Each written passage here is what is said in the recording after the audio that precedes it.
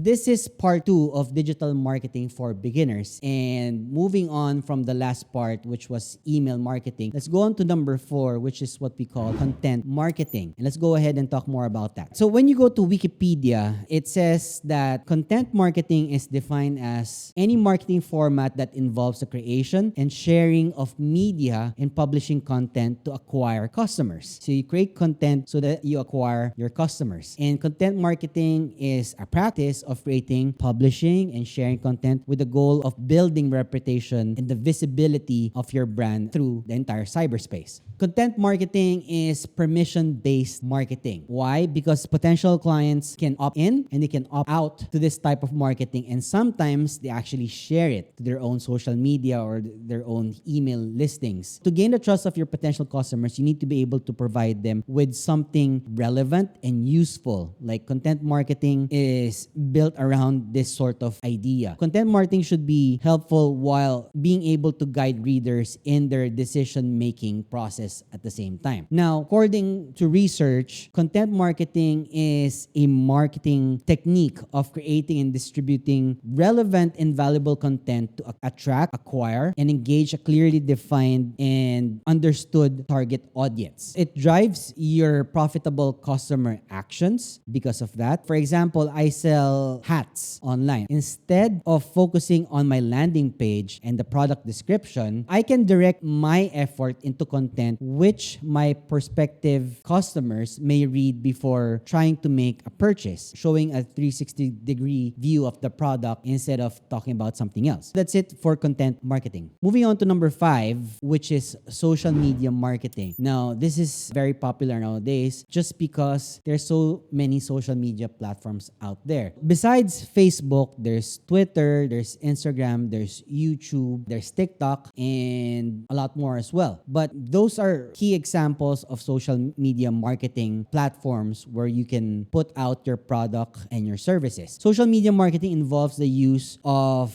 different social media platforms as your channel or your funnel to reach large audiences. And social media platforms, you can grow an organic audience just because of that. And the followers that you have or you have built all throughout your entire duration can be used to have social advertisements to reach your target demographic. And most brands use both strategies as they work well together. That's why I always say that attention is a big commodity and it's money nowadays. It's the same as having actual money, because if you have the attention of people, then you can sell them anything that you want. The most popular social media platforms like Facebook, Instagram, Twitter, and TikTok, they have more than, I think, 3 billion users, and that's a lot. And you just want to get your exact target market because of that. And when you sign up for any of those social media platforms, it's free, but your attention there is being sold to marketers. Most businesses, they use social media marketing. They understand that the importance of engaging their target audience and just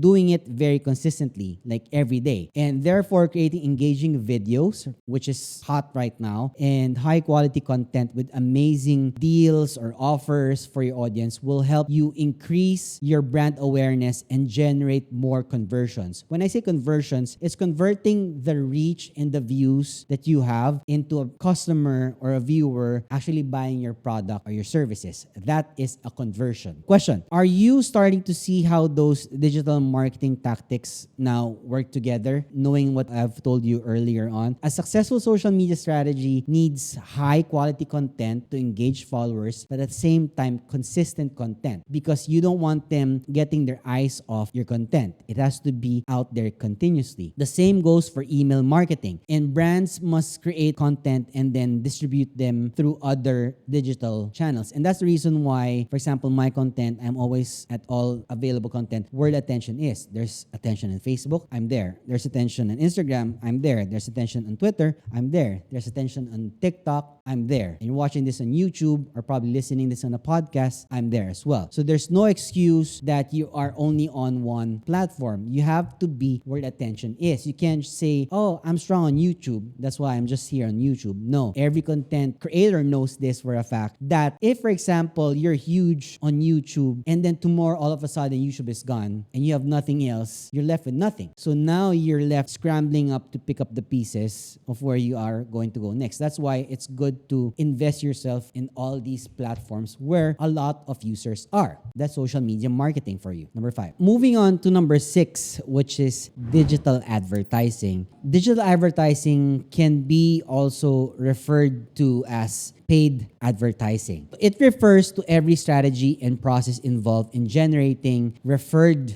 traffic to your site or your website via paid digital display ads. If you notice, when you go to popular news sites and you see after 2 paragraphs or 3, you'll see, an ad break of something not related to it, like, or something of interest for you. And I won't go in more into details with that, but that's an example of a paid digital ad. Or like when you open your YouTube channel and you go to an ad and you're not doing YouTube Premium, that's an ad as well. It's a digital ad. Marketers often conduct digital advertising on different platforms, and it depends on where their target audience is located or is most concentrated on. Some of these platforms include Google with AdWords, Facebook, YouTube, Pinterest, LinkedIn, and Twitter, and now TikTok as well. Among all those listed social media platforms that I mentioned, studies have shown that Facebook and Google alone drive about 80 to 82% of related traffic of digital ads. Ads on Google and Facebook are typically what we call PPC, or what is called pay-per-click ads, and which means that the advertiser pays fee every time their ad is clicked. So I had to ask a friend who's an expert in Google ads to explain me this part as well, because I was really confused on how it actually works. But knowing now how it works, it gave me a much more clear idea why Google ads or Google AdWords are really, really good and a cheap way or alternative to doing Facebook ads. If you're new to PPC advertising, there's a lot of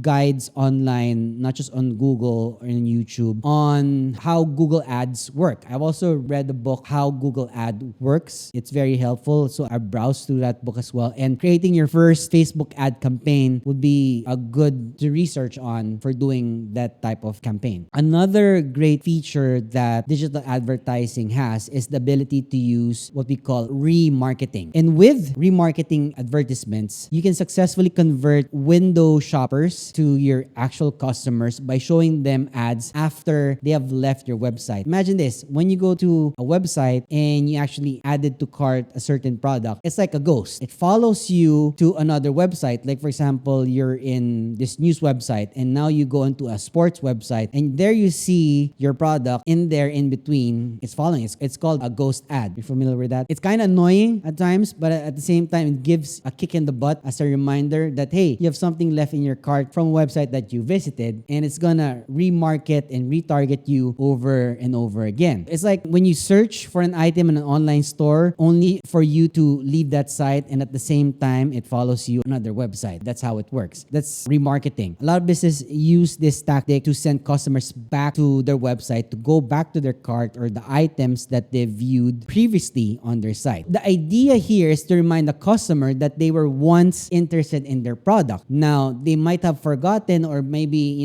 they had something better to do, so they completely forgot about it. That's the purpose of it. Perhaps they were in your website. It wasn't a good time for them to bring out their credit card or log into their PayPal account to make a purchase, or they need to think about it a little more. When you show them a remarketing ad in the future, you may be able to convert them at that time, because buying online is sort of an impulse. It's like an impulse buy that you thought you never really needed a new power bank, but then you need another power bank to add to your 30 pieces of power bank collection, another phone case additional to your 15 phone cases that you have for your iPhone. I don't know. It's all up to you. Moving on to the last one, which is mobile marketing. And mobile marketing, as the name implies, of course, is for mobile phones. It's a digital marketing technique that involves marketing strategies towards mobile users, because as the years went on by that the internet started from a desktop to a laptop, it's now literally in the palm of your hands, in your phone. I used to buy products from my desktop and now to my laptop, and now on my phone, I can make a purchase anywhere in the world using just my phone. Research shows that more than 80% of internet users, they own a smartphone. And so this is an important niche to reach out to. In this case, the marketing strategies are mobile based, and it's really important that you cater to mobile users. Examples are SMS, or the traditional text messages, or MMS, or mobile apps and website. That's why a website should always be optimized for desktop view and also for mobile view. So that's why if you have your own website, make sure your website is optimized to be viewed on a mobile phone, a tablet, a laptop, and for a desktop. Okay, so that's it for mobile marketing. Okay, so that's part 2 of digital marketing for beginners. Now we'll go on to part 3, which talks about planning your digital marketing campaign, which is very important so that you can use all those strategies for your online business. See you on the next episode.